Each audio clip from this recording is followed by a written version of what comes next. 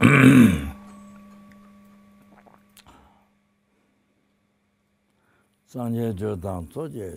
prends refuge jusqu'à l'atteinte de l'éveil dans le Bouddha, le Dharma et l'Assemblée suprême.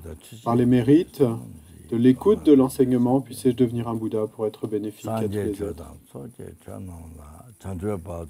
Je prends refuge jusqu'à l'atteinte de l'éveil dans le Bouddha, le Dharma et l'Assemblée suprême. Par les mérites de l'écoute du Dharma, puissais-je devenir un Bouddha pour être bénéfique à tous les êtres.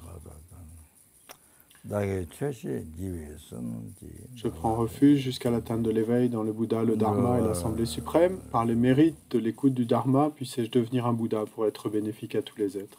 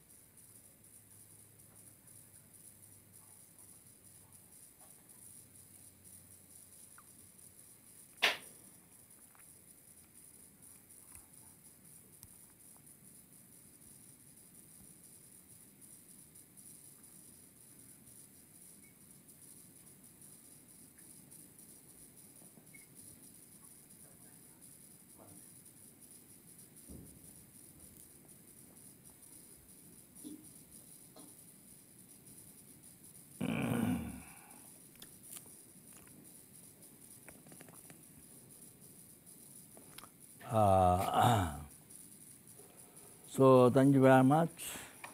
Donc, merci beaucoup. Yeah, then.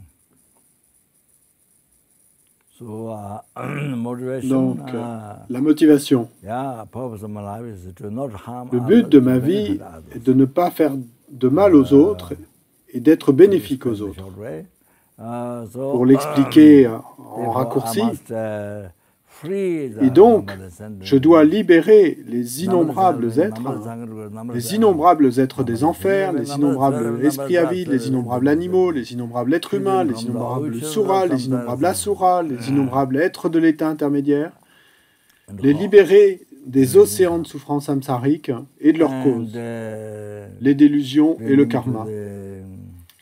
Et je dois les amener au plein éveil, à l'omniscience. Et faire cela, et par moi-même, et seul, pour faire cela, je dois d'abord accomplir l'état d'omniscience. Et donc, pour cela, je prends refuge. Ok? D'accord? D'accord.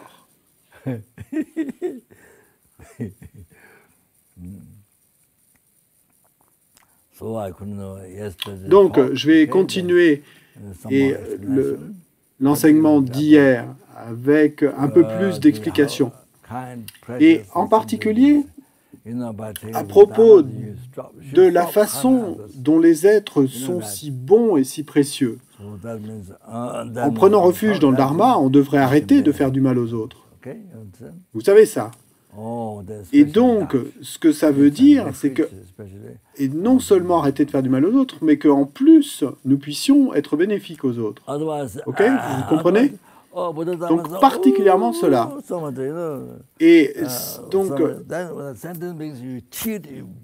et par rapport au refuge, et je veux particulièrement mettre l'accent là-dessus, parce que sinon, on va dire « Oh, Bouddha, oh, Dharma, oh, Sangha, oh, oh », et on va répéter « Bouddha, Dharma, Sangha » tant et tant encore. Mais ensuite, si les êtres, on les trompe, on les tape, on les tue, on leur fait toutes ces choses terribles, alors quoi que vous fassiez, quel que soit votre pouvoir, alors, le Bouddha, le Dharma et la Sangha, en fait, les deux choses sont opposées, contradictoires. Les deux sont opposés, contradictoires. Parce que ce que le Bouddha chérit le plus, ce sont les êtres. C'est comme une mère qui chérit son enfant, son fils, son enfant. Mais si vous faites toutes ces mauvaises choses, vous trompez les êtres, etc., c'est totalement l'opposé. Et donc, si vraiment vous prenez refuge dans le Bouddha, le Dharma et la Sangha, alors vous devez aimer et vous devez prendre le plus grand soin possible des êtres. Vous devez prendre soin d'eux le plus possible. plus qu'un joyau qui exauce les souhaits, plus que les diamants ou l'or que vous avez, que vous chérissez, eh bien, vous devez prendre soin d'eux. Et encore plus que ça, et même les moustiques, et même les petits insectes, et pas seulement les êtres humains. Vous devriez les aimer le plus, les prendre de soin le plus, le meilleur soin possible. Et ça, c'est ce qui rend les Bouddhas et les Bodhisattvas le plus heureux, en fait. Vous ne pouvez pas les rendre plus heureux qu'en faisant ça. Et parce que c'est ça qu'ils chérissent le plus. Donc si vous prenez soin d'eux le plus, si vous les chérissez de la meilleure manière possible, ben ça c'est la meilleure offrande pour tous les Bouddhas, Dharma et Sangha. So you please them most in your life. Et donc, c'est alors la meilleure offrande à tous les Bouddhas, Dharma et Sangha. C'est la meilleure offrande, parce que même si vous ne faites pas d'offrande, vous avez une petite pièce et il n'y a pas la place de faire des offrandes. Mais ça, c'est la meilleure des offrandes, la meilleure offrande. C'est celle qui fait le plus plaisir à tous les Bouddhas et Bodhisattvas. C'est ce que les Bouddhas et Bodhisattvas veulent que vous fassiez. Alors, ils vraiment... Donc, vous faites ce qui leur est important pour eux, ce qu'ils veulent le plus, ce qui les ravit le plus dans votre vie.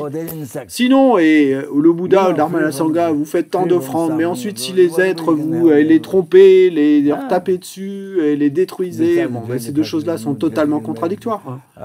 Et vous faites en fait ce qui... si vous faites du mal, eh ben, c'est ce qui va faire le plus de mal au Bouddha, vous comprenez? Bouddha.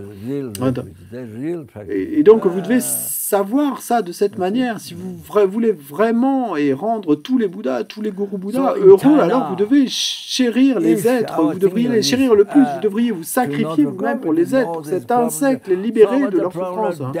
Faire quoi que ce soit que vous pouvez pour les aider. Et au-delà dans la pratique quotidienne, en plus de cela, eh bien, vous dédiez vos mérites, tous les mérites, vous leur dédiez pour eux, pour chaque être. Donc là, c'est le véritable refuge, c'est la véritable pratique. Vous voyez? Et en Chine, bon, je pensais à ça, mais pour qu'il n'y ait pas le Covid et tous ces problèmes, tant de problèmes et les dangers de la terre et les tremblements de terre, pardon, les inondations et le feu, donc il y a eu tant de feux qui sont survenus en Amérique. Même maintenant, c'est 2 ou 3 fois par an que des montagnes entières sont brûlées. Ensuite, il y a tout ce tempête, ce vent en Amérique, des tornades. Donc, tout le temps. Et donc, en Chine, c'est arrivé tant de fois qu'il y a des inondations qui recouvrent une ville entière. Puis, il y a le Covid, cette maladie. Et donc, si en Chine, ils tuent des animaux, j'ai vu ça dans une vidéo... Ils ont montré tous les cadavres de ces cochons, donc tous ces cadavres après leur mort, et puis... et sans là, ils avaient enlevé la peau et tous alignés les uns après les autres, tant de viande, tant de viande. Donc, et ainsi, des souffrances incroyables. Donc, si ils peuvent arrêter ça en Chine, s'ils peuvent chérir les animaux, s'ils peuvent aimer les animaux, de la même manière qu'ils aiment leur propre famille, de la façon dont une mère aime son enfant, s'ils peuvent arrêter cela et s'ils peuvent donner tant de bonheur aux animaux, et bien alors tous ces problèmes, les dangers du feu, de l'eau, de la terre, toutes ces choses seront arrêtées, cesseront. Il y en aura moins et elles cesseront. Et alors les maladies comme le Covid également cesseront. Et donc c'est ce que je pense souvent quand je pense à la Chine et comment faire pour aider et comment amener la paix. Et c'est la même chose dans d'autres pays, en Amérique, etc. Il y a tant de millions, de zillions, de trillions de poulets qui sont tués chaque jour dans les hôtels, les restaurants, autant d'hôtels, et il y en a tant. Et donc il y a tant de billions, de zillions, de trillions de poulets qui sont tués chaque jour. Et donc la même chose pour les cochons et les porcs. Et donc il y en a tant, simplement, pour ne parler que de l'Amérique, simplement en Amérique. Et pouvez-vous imaginer ça? Waouh. Et ils ne peuvent pas parler, les cochons, les poulets. Bon, je vais arrêter. Ils ne peuvent pas exprimer eux-mêmes. Ils n'ont pas de langage. Ils ne peuvent pas parler avec une voix humaine. Ils sont totalement dans nos mains humaines. Et les humains les utilisent comme ils utiliseraient du papier toilette ou des mouchoirs. et comme des mouchoirs en papier. Eh ben, c'est cette manière dont on utilise les animaux, dont les gens les utilisent, les humains. Et peut-être que également, et parfois dans le passé, bon, il y a eu des êtres humains qui étaient et en esclavage ou qu'on utilisait. Mais bon, maintenant, de nos jours, les êtres humains, ils peuvent protester, manifester, ils peuvent et en parler dans les journaux. Mais dans le passé, donc certains êtres humains, comme en Afrique, eh ben, ils étaient utilisés comme des mouchoirs en papier. Et les animaux, ben, de nos jours, c'est toujours comme ça. Il y a tant de souffrances. S'ils pouvaient arrêter cela, au moins arrêter. Et alors, dans le pays où ils arrêteraient, il y aurait tant de paix, en Amérique par exemple, et tous les dangers de la terre, de l'eau et du feu ben, seraient amoindris. Et puis tous les gens qui font ces mauvaises choses, ces mauvais actes, qui fument des cigarettes, qui détruisent complètement leur pays et le monde avec ces mauvaises odeurs, et bien en fait ça fait du mal aux Nagas et aux détenteurs de la terre, à tous ces êtres. Et donc ça fait du mal à ces êtres et ça cause, et du coup c'est la cause de tant de dangers. Danger pour les autres êtres avec qui ces Nagas sont impliqués. Il y a tant de dangers, des éléments et de maladies, il y en a tant. Mais bon, les gens ne savent pas ça, les gens ne savent pas. Et donc dans toute cette partie du monde, il y a toute une partie du monde où ça c'est inconnu. Et pourtant, il y aurait une grande paix, il y aurait moins de maladies, il y aurait moins de dangers, du feu, de l'eau, de l'air, toutes ces choses-là. Les gens auraient tant de paix et de bonheur. Et donc, en fait, c'est créé par eux-mêmes. Et ils pensent que ça vient d'autre chose. Mais non, ça vient de leur esprit, mais ils ne le savent pas. Donc, c'est ce que je pense en général. Si les pays, en fait, où on ne connaît pas le karma, et quand je vais à Katmandou, à Bouddha, par exemple, il y a différentes, bon, souvent, et je vois, en fait, il y a différentes boucheries, enfin des boutiques où on vend de la viande, et en fait ils vendent des poulets, des cochons et des buffles, et parfois ils les vendent vivants en fait. Donc il y en a plusieurs, et donc à chaque fois que je les vois, quand je passe en voiture, à chaque fois autant que possible, et bon je sais pas et si j'arrive à le faire pour tous, peut-être que j'en rate, mais quand je les vois, j'essaie de prier pour eux, pour ces animaux, j'essaie de prier à chaque fois que je vois une boutique qui vend des animaux, de la viande, donc je fais une prière, quelque chose, ce que je peux faire au moins. Bon, je peux pas faire grand chose, je suis pas un bodhisattva, je suis pas un Bouddha, je ne peux pas faire grand chose, je suis pas un arhat, donc j'ai pas toutes ces clairvoyances et ces pouvoirs qui en découleraient, les pouvoirs de faire des miracles, j'en ai pas. Mais simplement, un peu, ce que je peux faire avec mon esprit, donc je prie, et par tous les mérites du passé, du présent et du futur, et accumulés par moi-même, et tous les mérites des 3 temps accumulés par d'innombrables êtres, et les mérites des 3 temps accumulés par d'innombrables Bouddhas, donc, et ça inclut tous les mérites du passé, du présent et du futur, donc c'est si puissant. Et puis, tous les mérites de tous les êtres, donc d'innombrables êtres, tous leurs mérites et accumulés, assemblés, donc ça a tant de pouvoir. Et puis, les innombrables Bouddhas, tous leurs mérites, c'est incroyable. Et puis ensuite, je me dis, je prie, eh bien, et de par cela, et puis tous ces animaux qui vont être tués, ou qui ont été tués dans les derniers jours, tous ceux qui, dans le passé, ont été tués, tous ces animaux, et puis tous les gens, les bouchers, tous les animaux qui seront tués dans le futur, puissent-ils ne jamais renaître dans les royaumes inférieurs de nouveau. Et puissent-ils ne jamais renaître dans les royaumes inférieurs encore de nouveau, et puissent-ils renaître dans une terre pure où ils atteignent l'éveil, puissent-ils naître dans une terre pure où ils puissent atteindre l'éveil immédiatement, où puissent-ils recevoir une parfaite renaissance humaine, rencontrer les enseignements du Mahayana, rencontrer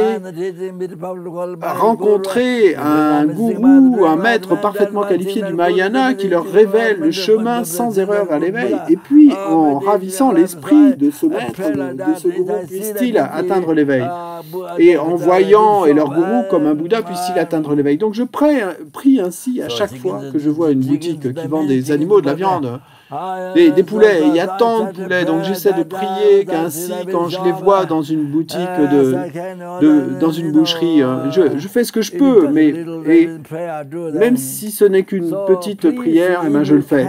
Donc Donc, s'il vous plaît, si vous pouvez aider les autres êtres, pas seulement vous-même, hein, mais priez pour les autres êtres, vous devriez leur expliquer et comment nuisible, nocif, c'est pour vous, au moins pour vous-même.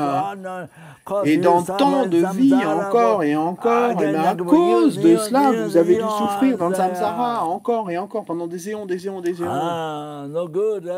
C'est pas bien, c'est pas bon. Donc vous pouvez expliquer aux autres que si ils arrêtent, eh bien alors ils recevront tous les bonheurs de vie en vie pendant des éons, des éons, des éons, même avant et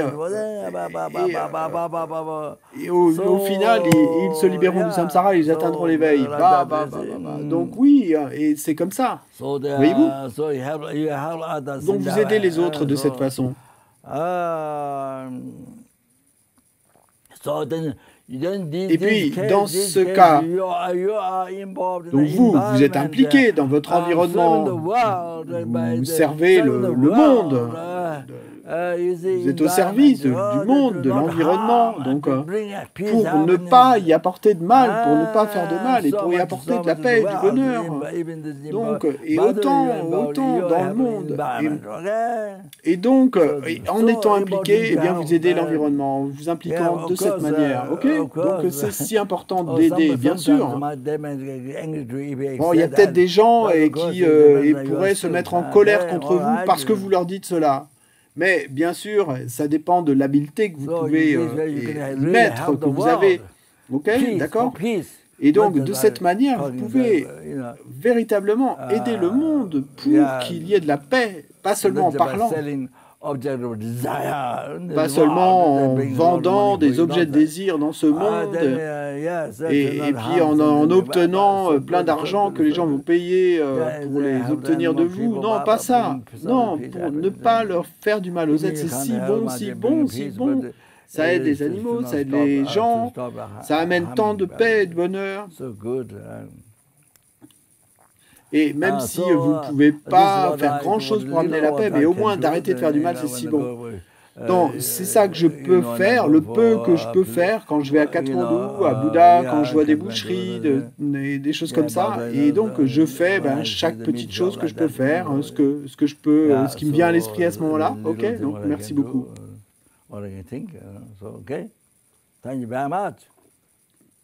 Merci beaucoup.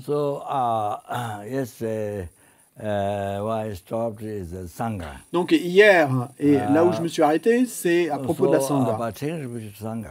Donc quand on prend refuge dans la Sangha, donc ce qu'on devrait abandonner, l'instruction qui est à abandonner, et puis il y a une instruction quant à ce qui est à abandonner, une instruction quant à ce qui est à pratiquer. Donc ce qui est à abandonner, c'est de suivre un guide erroné, un aide qui soit erroné, un guide erroné. Donc follow the wrong guide.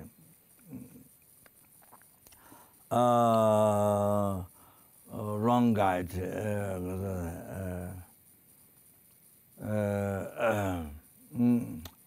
So you see, wrong helper, wrong guide. Donc, ce qui doit être abandonné, c'est de suivre un mauvais guide, un guide erroné, un mauvais aide. Le soleil ne peut pas vous guider, comme je vous l'ai dit, je vous ai donné l'exemple hier. Un bon médecin, c'est un médecin qui connaît les médicaments et qui vous donne le bon médicament, qui connaît votre maladie et qui vous donne le bon médicament. Mais, et ensuite, si vous suivez un médecin erroné, qui n'est pas capable de reconnaître votre maladie, qui a une compréhension erronée, qui vous donne le mauvais médicament, si vous suivez ses instructions, alors il ne pourra pas vous aider. C'est exactement comme cela. Même pour la Sangha, si vous suivez un guide, un mauvais guide, un mauvais aide, alors la Sangha ne peut pas vous aider. Vous devez comprendre bien cela. Alors il y a un danger de conflit. Ils ne peuvent pas vous guider, donc c'est ainsi, voyez-vous. Donc ça dépend comment vous le faites. Les problèmes, les succès, les problèmes, tout cela vient de votre esprit. Ça vient de vous. Vous devez savoir cela. Ça ne vient pas de notre côté, de l'extérieur. Ça vient de vous. Donc ça c'est très important, très très important. La Sangha.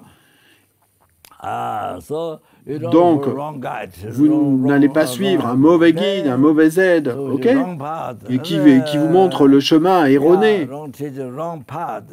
Non, un maître erroné, un chemin erroné. Alors, le résultat, ça va être pendant des éons et des éons, de nombreux éons, Alors, vous êtes amené, en fait, on vous guide vers le samsara, vers les royaumes inférieurs, tant de souffrance, et la racine de toutes les incompréhensions, le mauvais chemin, tant de souffrance. Vous n'avez jamais rencontré le Dharma, vous n'avez jamais rencontré le véritable Dharma juste, même pas le chemin vers l'éveil, même pas le chemin vers la libération du samsara. Vous n'avez pas rencontré cela pendant des éons et des éons, ça ne va pas arriver. C'est ce qui va se passer en résulté, en fait, si vous suivez le guide erroné. Donc, et c'est vous qui avez fait cela. Vous imaginez? Et vous êtes en fait créé tant de difficultés pour arriver à vous libérer du samsara. C'est incroyable, incroyable. Donc vous devez réaliser cela, voyez-vous. Je vais vous dire, tant d'éons, et vous avez été coincé sans pouvoir avancer, vous n'avez jamais entendu le Dharma. Et puis, vous êtes pendant tant d'éons et vous n'avez pas été guidé par la bonne Sangha, par la Sangha juste. Voyez-vous, comprenez-vous? Donc c'est comme ça. Comme ça. Et donc, et puis, vous avez cru dans un chemin erroné, et vous avez cru qu'il vous amènerait à vous libérer du samsara, mais simplement, où est-ce que ça vous a amené? Simplement, encore de nouveau samsara et royaumes inférieurs. Et alors, vous avez pensé que c'était juste, pratiquer ma religion, c'est juste, mais si vous l'avez suivi pendant des éons et des éons, mais en fait, c'est comme un homme aveugle qui penserait qu'il est bien sur la route, sur le chemin, mais en fait, qui se serait éloigné du chemin et qui se dirigerait vers le précipice. Donc, où il va se précipiter dans le feu, il marche, il va se retrouver dans le feu, mais il ne le sait pas puisqu'il est aveugle. Et donc, au final, il va se brûler. Donc, quoi que c'est comme ça. Donc, pendant tant d'éons, et vous avez cru dans un chemin totalement erroné, mais vous avez cru que c'était le bon chemin. Et vous vous disiez, mon chemin, c'est le bon chemin, donc c'est si important. Wow. Donc c'est comme ça, et c'est vraiment, c'est si désolant, en fait. L'ignorance, c'est si désolant. Pendant des éons et des éons, vous avez souffert à cause avec l'ignorance, donc c'est comme ça, ok? Donc ne pas suivre et le guide erroné. En prenant refuge dans la Sangha, eh bien, vous prenez l'engagement de ne pas suivre le guide erroné qui va vous entraîner dans une mauvaise direction. Donc vous devez faire attention. Donc la Sangha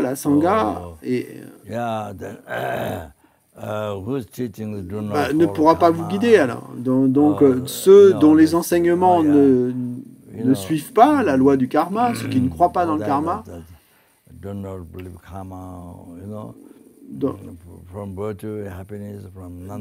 le fait que de la vertu survienne le bonheur et de la non-vertu survienne la souffrance, donc ils ne suivent pas cela. Et ils ne croient pas ou ils ne suivent pas les 4 nobles vérités. Donc ainsi. Donc Jigten Pe Yang Dak Pe Tawa et la vue juste des êtres mondains, c'est le karma. Et puis Jigten Depe Yang Dak Pe Tawa, la vue juste au-delà du monde, c'est la vacuité. Et donc, par rapport à la vacuité, donc il y a 4 écoles, enfin 4 écoles bouddhistes, et qui sont survenues dans le passé en Inde. Et quant à l'école Madhyamaka, la 4e, ou même, pas la première, Svatantrika. Et en fait, il faut... Et que ce soit la compréhension correcte de la vacuité des prasangika. C'est seulement avec cette sagesse que vous pouvez éliminer la racine du samsara. L'ignorance qui tient le jeu, qui apparaît, qui le prend pour quelque chose de véritable et qui ensuite s'y accroche comme quelque chose de véritable, et ça c'est l'ignorance qui est la racine du samsara. Donc toutes vos souffrances passées depuis des renaissances sans commencement, maintenant et dans le futur, c'est seulement avec cette sagesse qu'elles peuvent être éliminées. Donc cette sagesse des prasangika, seulement avec celle-là. Donc maintenant, nous sommes incroyablement, cette fois-ci, nous sommes incroyablement chanceux. Et à quel point nous sommes chanceux, à quel point nous sommes chanceux, à quel point nous sommes chanceux, cette fois-ci. Ici, il vous faut reconnaître et à quel point vous êtes chanceux d'avoir rencontré et les enseignements justes, corrects. Ok? Oui. Donc en particulier les enseignements de Lama Tsongkhapa, donc ce qui est enseigné par le Bouddha, ce qui est enseigné par Nagarjuna, ce qui est enseigné par Manjushri, qu'il a transmis à Lama Tsongkhapa, et ensuite ce que Lama Tsongkhapa nous a enseigné. Comprenez-vous?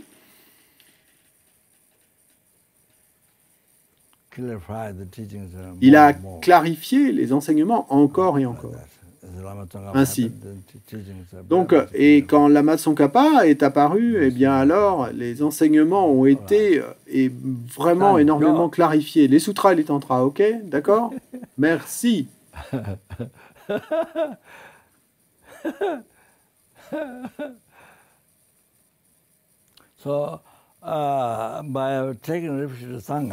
Et en prenant refuge dans la Sangha et ce qu'on devrait pratiquer, donc maintenant, et ce qu'on devrait pratiquer, donc je l'ai expliqué hier, peu importe la couleur des robes, bon, c'est pas toujours les robes et rouge, bordeaux des Tibétains, et bon, c'est peu importe que ce soit comme ça également, et dans le Theravada, eh ben, c'est plutôt jaune, ou chez les Chinois, c'est blanc et bleu, donc il y a différentes sanghas bouddhistes, et je l'ai mentionné hier, mais quand vous les voyez, quelle qu'elle soit, ben pensez, voici mon guide qui me libère du samsara. Donc pensez cela, et puis ensuite, et respectez-les. Et respectez-les avec votre corps, votre parole et votre esprit. Alors vous allez créer tant de bons karma, de bons karma, donc ainsi. Et donc tout service que vous puissiez rendre à la Sangha. Donc je vous ai donné hier cet exemple, un homme qui avait offert de la nourriture médicinale, donc une seule fois, à 4 membres de la Sangha, vous vous souvenez? Donc le résultat a été incroyable. Donc respectez la Sangha. Et je l'ai mentionné hier que pour les Occidentaux, un moine tibétain... Donc souvent on voit que les Occidentaux, ils vont voir un moine tibétain, même si ce moine tibétain ne connaît pas et le lamrim, ils vont et ressentir tant de respect pour ce moine. Mais quand ils vont rencontrer des sanghas et des moines, par exemple moniales occidentaux, qui ont étudié le lamrim, qu'ils connaissent bien, même si ce n'est qu'intellectuel, eh ben ils ne ressentent pas de respect pour ces sanghas. Et donc, je dis ça simplement pour vous expliquer la situation, mais je pense que pour les Chinois, en fait, c'est un peu différent, ou dans d'autres pays bouddhistes. Et comme par exemple, et je veux simplement vous dire quelque chose, même si vous connaissez, vous avez entendu parler d'erreurs à propos de tel ou tel membre de la Sangha, des erreurs, mais quand vous rencontrez ce membre de la Sangha ou ces membres, vous devez les respecter en pensant de la manière suivante. Par exemple, il y a un geshe, je me souviens pas, je sais pas s'il était geshe ou pas en fait, quoi qu'il en soit, c'était un gelong et un moine pleinement ordonné, très âgé, il était à Tushita, et donc c'était quelqu'un qui avait vécu à Tushita, où il était en retraite, où il faisait des pratiques. Et cette personne s'était conduit d'une manière pas correcte avec une de nos étudiantes et une moniale. Donc ça a été rapporté à Lama Yeshe, et mon maître Lama Yeshe Donc, en fait, cette moniale lui a rapporté, cette étudiante, cette moniale, dit donc, Lama était très pas content et en colère d'entendre cette histoire. Mais ensuite, ben, ce moine, justement, et le jour suivant, ou quelques jours plus tard, et donc, et nous, on descendait, on partait de Tushita à pied, et puis en fait, on l'a croisé, lui, il montait. Donc, lui, il montait, ce moine âgé. Eh bien, Lama Yeshe, et qu'est-ce qu'il a fait? Il lui a montré un signe de respect. Il a incliné la tête envers lui, il s'est incliné devant lui. Il n'a pas montré un visage irrité, tordu par l'irritation. Il ne lui a pas dit « Oh, vous êtes si mauvais ». Il n'a pas fait ça. Et au contraire, il l'a salué. Il a salué, il a incliné la tête devant lui. Et il n'a pas montré du tout un visage mécontent ou en colère. Non, ainsi. Donc ça, c'est la véritable pratique. Même si vous savez que cette personne a fait une erreur par rapport à la moralité, donc quand Lama Yeshe l'a rencontré, ben, il n'a pas montré un visage mécontent, il a simplement incliné la tête. Ah, donc ça, c'est la pratique. Hein. Si vous voulez savoir, ben, c'est ça la pratique. Ainsi, donc, bon, c'est juste un peu élaboré. Et donc, sa sainteté le Dalai Lama, lui, il s'incline devant tout le monde. En France, Geshe Tengye et moi-même, le Geshe résident est là-bas, et moi-même, quand on amenait sa sainteté pour les enseignements et qu'on le précédait avec l'encens, quand il est sorti, sa sainteté s'est inclinée devant nous. Il n'avait pas à s'incliner devant nous. Lui, il est Avalokiteshvara, le Bouddha de la compassion, donc il n'a rien à faire de similaire envers nous. Mais quoi qu'il en soit, sa sainteté s'est inclinée devant nous. Ainsi. Donc c'est ça la pratique.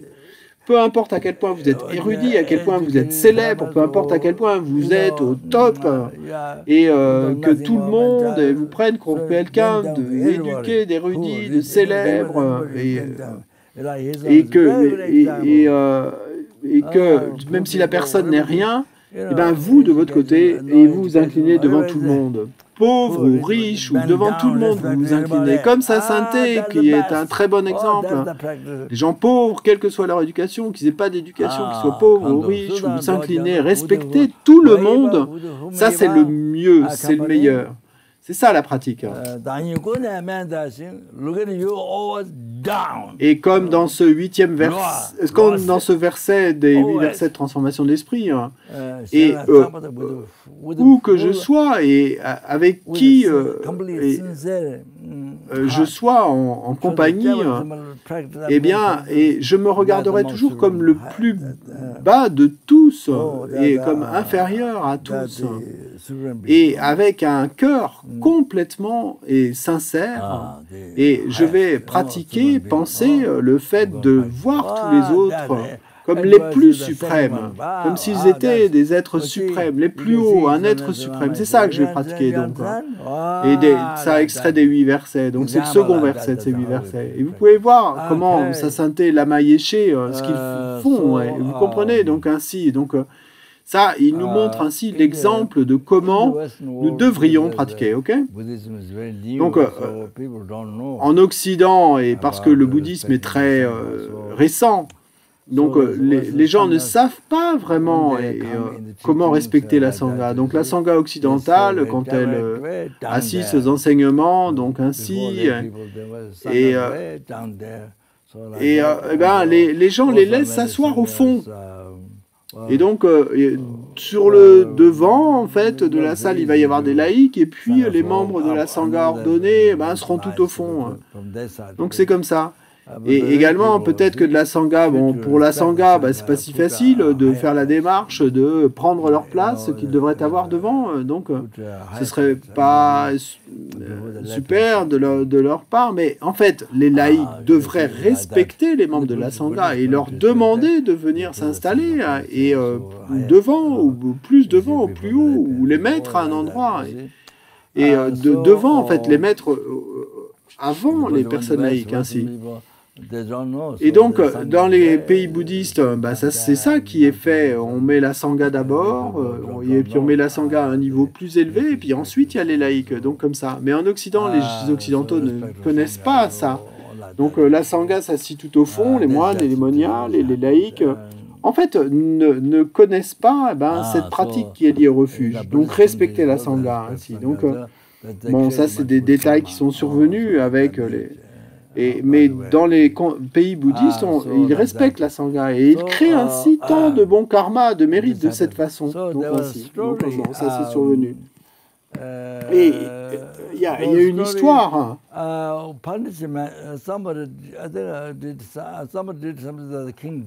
Donc il y a une histoire où il y a quelqu'un qui a fait quelque chose que le roi n'aimait pas. Donc le roi a amené cette personne à un endroit où il y avait beaucoup d'esprits. Où il y avait beaucoup d'esprits qui se rassemblaient, qui mangeaient les corps des êtres humains. Donc la personne qui allait être punie par le roi, la personne a été amenée à cet endroit où tous les esprits, et la nuit, mangeaient, dévoraient les corps. Et cette personne avait des robes, des robes jaunes, donc cette personne avait un morceau de robe jaune sur son corps qui devait venir d'une robe d'un membre de la Sangha. Et donc les esprits n'ont pas pu lui faire du mal parce qu'ils ont pensé qu'il s'agissait d'un détenteur des enseignements du Bouddha et de quelqu'un qui détenait les enseignements du Bouddha. Et donc le fait que cette personne portait cette robe, même si c'était qu'un morceau de robe, et ben, les esprits n'ont pas pu lui faire de mal à cette personne.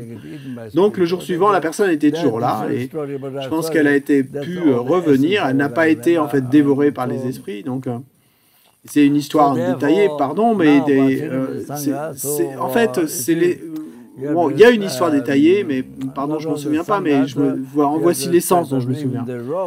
Et donc, maintenant, en prenant refuge dans la Sangha, vous devez respecter pas seulement la Sangha, vous devez respecter même leur robe, les Geshe Kadampa. S'ils voyaient un morceau de robe rouge ou jaune sur la route, et ils le prenaient, ils le mettaient sur leur tête, et ils le posaient dans un endroit élevé, et tout en pensant aux qualités de la Sangha qui vous aident à vous libérer du samsara. Donc c'est ce que les Geshe Kadampa faisaient. C'est ainsi qu'ils procédaient, oui, donc ainsi. Ma mère est devenue une moniale. Après tant d'années de dur travail incroyable. Notre famille était très pauvre, très pauvre. Après que mon père soit mort, il y a beaucoup d'animaux qui sont morts, il y a tant d'animaux qui sont morts. Et puis on devait tant d'argent à d'autres familles, et donc il y a beaucoup de familles qui venaient chercher leur argent après que mon père soit mort, donc... qui le demandait à ma mère, mais nous, on était tous des enfants. Il y a seulement ma sœur, qui est maintenant moniale à Lagudo. Donc, c'était elle qui était la plus âgée. Et donc, elle a pu amener les animaux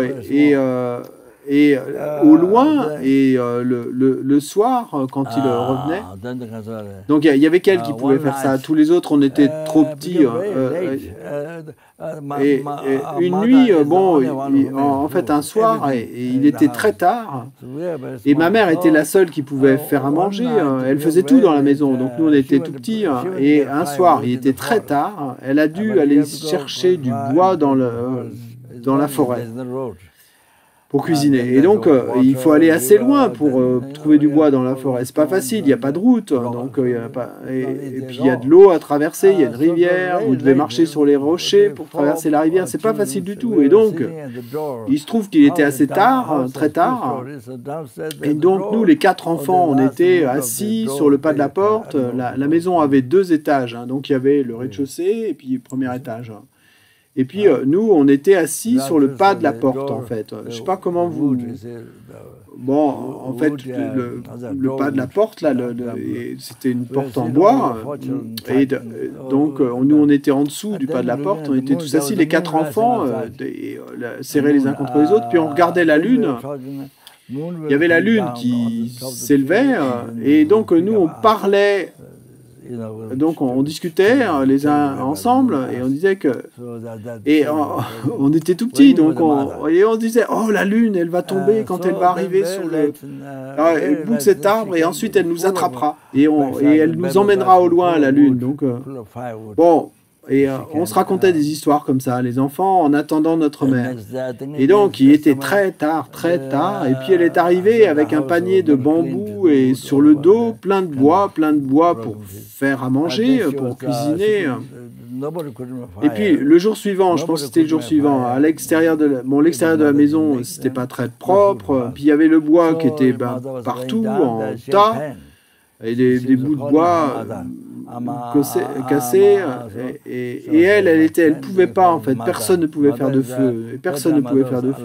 Et si notre mère ne le faisait pas, alors il n'y avait pas de nourriture pour nous. Donc, en fait, ce qui s'est passé, c'est que notre mère, elle était allongée, elle avait des douleurs.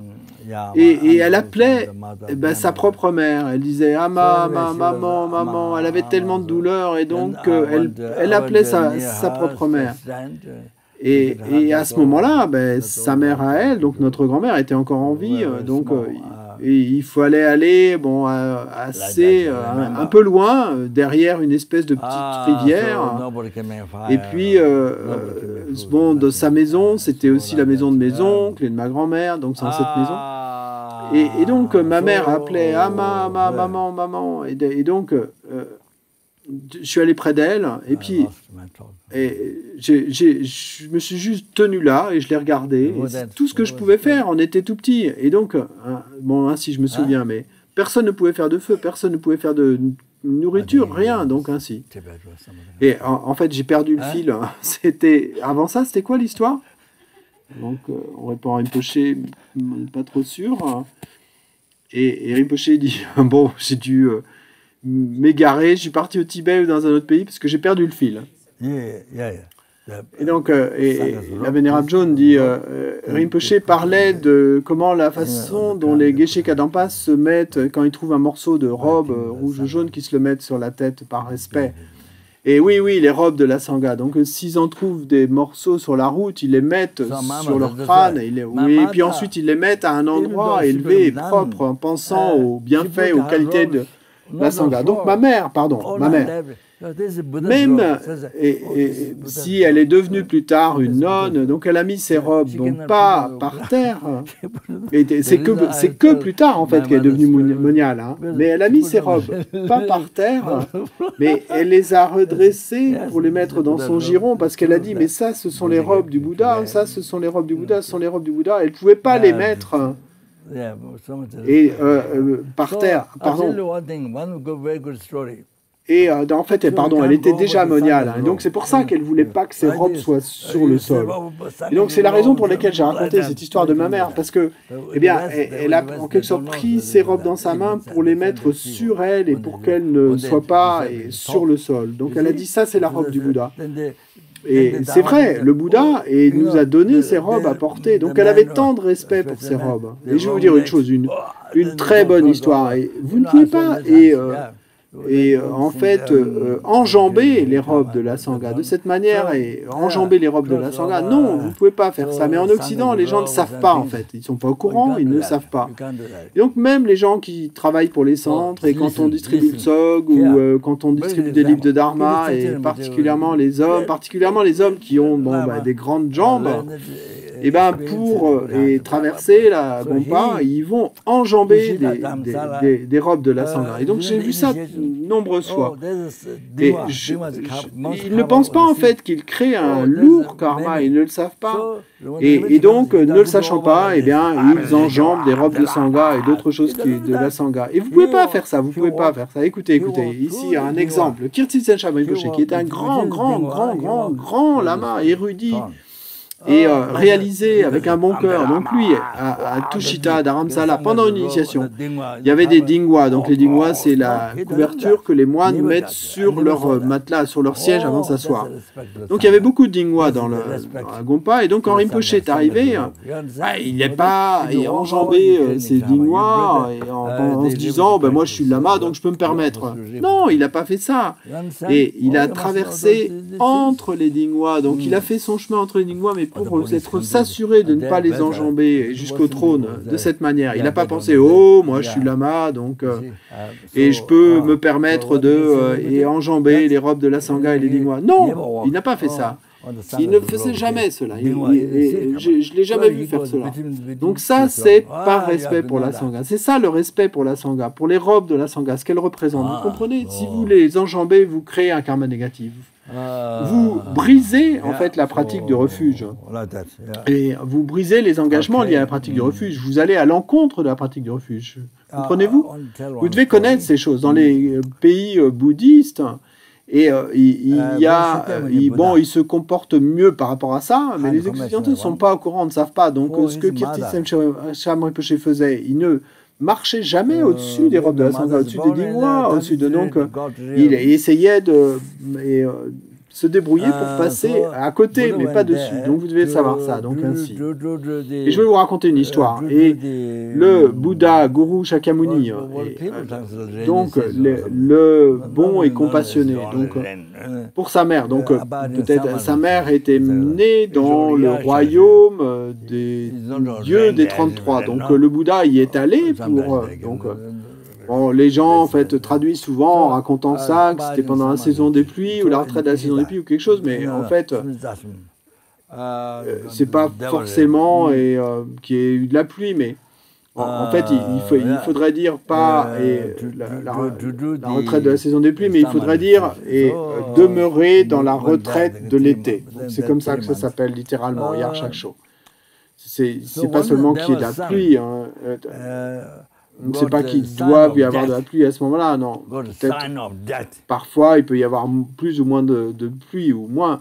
Donc, mais simplement la signification de cette expression, c'est demeurer dans la retraite d'été. Donc, Atushita, Sumchu Tatsu, donc au royaume des Devas des 33.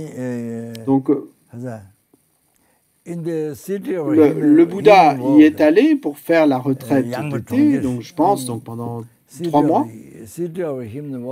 Et là-bas, le fils d'un Deva a montré des signes qui semblaient montrer en fait qu'il allait mourir. Il a montré les signes de la mort. Donc, et puis, les signes montraient que s'il mourait, il renaîtrait dans une ville du monde humain qui s'appelle Yangpa Trongkher. Donc, une ville du monde humain, Yangpa Trongkher en Inde. Yangpa Trongkher.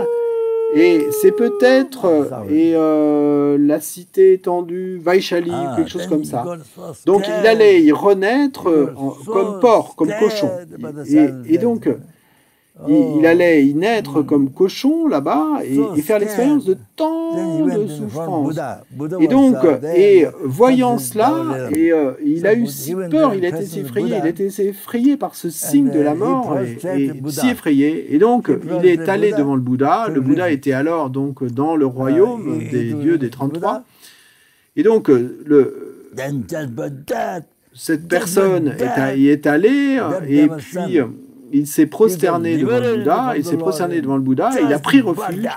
Et il a pris refuge dans le Bouddha, et simplement en faisant cela, eh bien, le fils de ce Deva a été libéré des royaumes inférieurs, simplement en faisant cela, en se prosternant et en prenant refuge dans le Bouddha, simplement en faisant cela, il a été totalement libéré des royaumes inférieurs. Et puis maintenant, il a pris renaissance, il est rené dans le monde humain, mais comme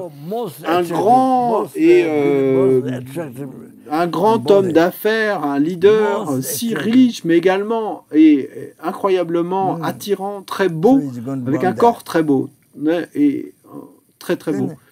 Donc il est né là-bas. Et alors le Bouddha a vu, et s'est rendu compte, et a dit, comme c'est merveilleux que simplement en se prosternant et en prenant refuge, il a été totalement libéré des royaumes inférieurs, et il a pu naître comme homme d'affaires avec tant de prospérité, avec un corps si beau, un corps si attirant. Donc le Bouddha s'est rendu compte, c'était si merveilleux. Donc le Bouddha a dit alors, et alors le Bouddha a dit, qui que ce soit qui prenne refuge, et prenne refuge dans le Bouddha, ils ne renaîtront jamais. Non, ils ne renaîtront jamais dans les royaumes inférieurs.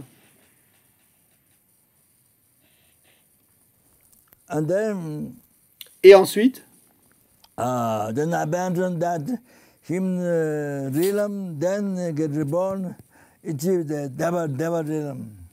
ils abandonnent ce royaume humain, et ensuite ils renaissent dans le royaume des Devas. Le Bouddha dit cela.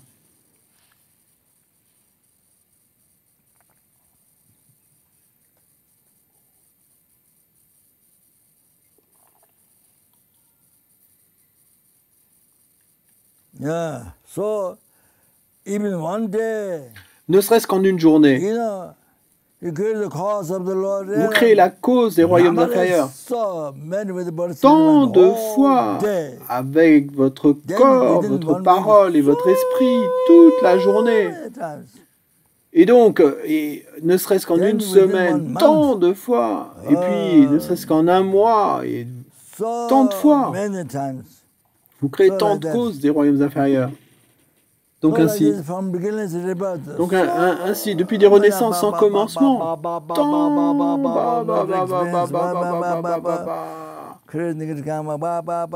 ne pas faire l'expérience, créer des karmas négatifs, d'innombrables causes des royaumes inférieurs sont accumulées. Et donc, en ayant pris refuge dans le Bouddha, prenant refuge dans le Bouddha, toutes ces souffrances, eh bien, vous êtes libérés de toutes ces souffrances. Toutes ces souffrances sont purifiées et vous êtes libérés de toutes ces causes de souffrance de renaître dans les royaumes inférieurs. Donc je veux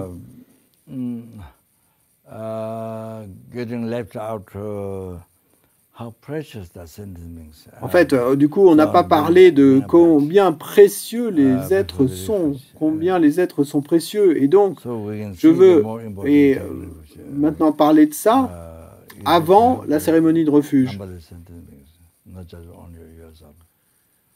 afin que nous puissions voir que, encore plus important que de prendre refuge, eh ben, c'est d'aider les innombrables êtres, et pas seulement vous-même. Donc, pour le dire en manière résumée, donc l'être dont l'esprit est obscurci, celui que vous appelez ennemi, cette personne qui est en colère contre vous, qui vous fait du mal avec son corps, sa parole et son esprit. Donc maintenant, cette personne que vous avez appelée ennemi, que vous haïssez, que vous ne voulez pas voir, que vous ne voulez pas aider, et que, au contraire, vous voulez faire du mal à cette personne. Donc maintenant, à cause de cette personne, eh bien, la compassion va s'élever. La compassion est pour les libérer de la souffrance et de la cause de la souffrance. La compassion va s'élever. Et de la compassion, alors, survient la bodhicitta. Vouloir libérer les êtres des océans de souffrance samsarique et les amener à l'éveil. Par soi-même, seul. Et donc, accomplir l'éveil. Donc la pensée est que soi-même on puisse atteindre l'éveil pour les êtres. Donc il y a cette pensée qui vient, bodhicitta. Et de la bodhicitta, eh ben, un bodhisattva va survenir. D'un bodhisattva va survenir un Bouddha, et d'un Bouddha, eh bien, il y a les actions saintes d'un Bouddha qui vont venir. Et les actions saintes d'un Bouddha, il y en a deux. Elles sont deux, doubles. Et la première, c'est l'esprit du Bouddha. Et donc cet esprit du Bouddha qui est à l'intérieur de nous, les êtres, et donc tous nos esprits vertueux, notre bon karma, tout ça, ce sont les actions saintes du Bouddha. Donc du bon karma, alors va survenir le bonheur, et depuis des renaissances sans commencement, le bonheur depuis des renaissances sans commencement, maintenant, et le bonheur de maintenant, et le bonheur du futur, y compris l'éveil. Tous ces bonheurs viennent de notre bon karma. Et donc des actions saintes du Bouddha. Donc ce qui veut dire que le bonheur depuis des renaissances sans commencement, le bonheur de maintenant et le bonheur, tous les bonheurs du futur, y compris l'éveil, tous viennent des actions saintes du Bouddha, du bon karma. Et ça, c'est venu d'un Bouddha. Et un Bouddha est venu d'un bodhisattva, et un bodhisattva est venu de la bodhicitta, et la bodhicitta est venue de la compassion. La compassion qui considère, qui embrasse d'innombrables êtres, tous les êtres, chaque être, les innombrables êtres des enfers, esprits avides, animaux, êtres humains, suras, asuras, de les libérer, tous des océans de souffrance samsarique et de leur cause, par moi-même. Et quand vous prenez la responsabilité de libérer tous les êtres de la souffrance et des causes de la souffrance, et de les libérer vous-même, alors s'élève la grande compassion. Et quand vous prenez cette responsabilité complète sur vous-même, et alors, cette compassion, elle vient de ces êtres souffrants et obscurcis. Et donc, ces êtres, eh ben, ça inclut votre ennemi qui est obscurci, qui a de la colère, qui vous fait du mal avec son corps, sa parole, son esprit. Et donc maintenant, et la compassion donc va survenir de lui ou d'elle. Et donc maintenant, tous vos mérites depuis les renaissances sans commencement, et vos mérites de maintenant, d'aujourd'hui et du futur, y compris l'éveil, eh ben, surviennent de cette personne, lui ou elle, de cette personne, voyez-vous. Donc maintenant, combien précieux, waouh, waouh, waouh, waouh, combien précieux est cette personne précieuse. Waouh, waouh, waouh. On ne peut plus précieux ou précieuse.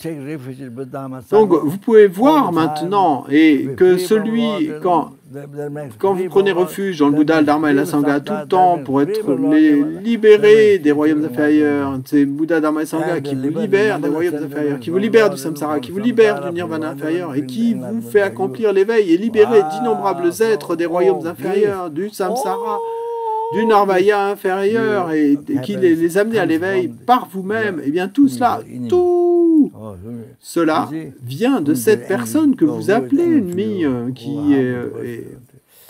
qui se met en colère contre vous, qui vous fait du mal avec son corps, sa parole et son esprit. Donc cette personne est, on ne peut plus, incroyablement précieuse, incroyablement précieuse, incroyablement précieuse, bonne. Waouh, waouh, waouh. Voyez-vous, la bonté des êtres est ainsi. Même le Bouddha, le Dharma et la Sangha, et dans lesquels vous prenez toujours refuge, et bien, quand votre pratique vient de lui, vient d'elle, celui ou celle que vous appelez ennemi, qui est en colère contre vous, ils sont si précieux, le Bouddha, le Dharma et la Sangha viennent d'eux.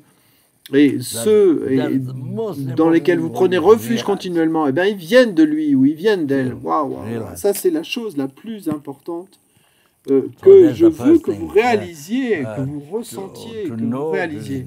Donc ça c'est la première chose, de savoir, de découvrir, de réaliser combien les êtres sont si bons, si précieux, incroyablement.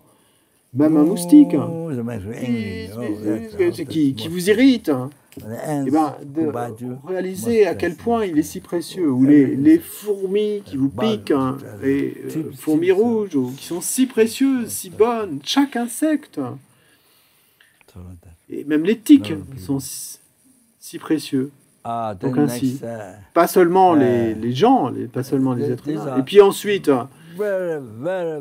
et ces choses-là sont très, on ne peut plus importantes à connaître, à savoir. Si vous réalisez combien les êtres sont si vastes, de manière si vaste, le plus vous saurez cela, et alors vous pouvez dédier votre vie aux êtres sans aucune difficulté. Vous voulez faire le mieux pour eux. Vous voulez dédier tout aux êtres.